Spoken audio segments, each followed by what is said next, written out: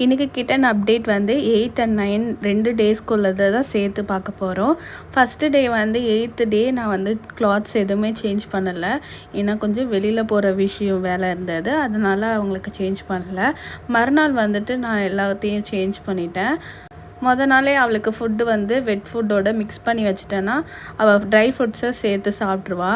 இன்றைக்கி பார்த்திங்கன்னா ரெண்டுத்தையும் நான் எடுக்கும் போது தான் அவளுக்கு நல்லா க்ளீன் பண்ணணும் அவங்க குட்டிங்களை அப்படின்னு சொல்லிட்டு வந்து க்ளீன் பண்ணிக்கிட்டே இருந்தாள்.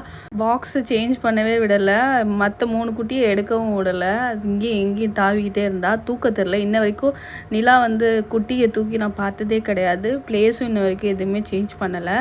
நான் தான் எப்போதுமே அவளுக்கு கிளாத் சேஞ்ச் பண்ணி கொடுப்பேன். எப்போதும் போல் எல்லா குட்டீஸையும் மடியில் போட்டு வச்சுருக்கிறேன். நெயில்ஸ் எல்லாம் அவ்வளோ பயங்கரமாக வளர்ந்துருக்கு, லைட்டாக கீறுறாங்க. அண்டு ஒரு ஹாப்பியான நியூஸ் இருக்குது, வீடியோ ஸ்கிப் பண்ணாமல் பாருங்கள். இதே மாதிரி கிட்டன்ஸ் அப்டேட்ஸ் உங்களுக்கு பார்க்கணுன்னு நினச்சிங்கன்னா நம்ம சேனலை சப்ஸ்கிரைப் அண்ட் ஃபாலோ பண்ணிக்கோங்க. நம்ம நிலா போட்டிருக்க எல்லா குட்டீஸோட காலுமே பார்த்திங்கன்னா பிங்க் கலரில் தான், அந்த கருப்பு குட்டி கூட பிங்க் கலரில் தான் இருக்குது.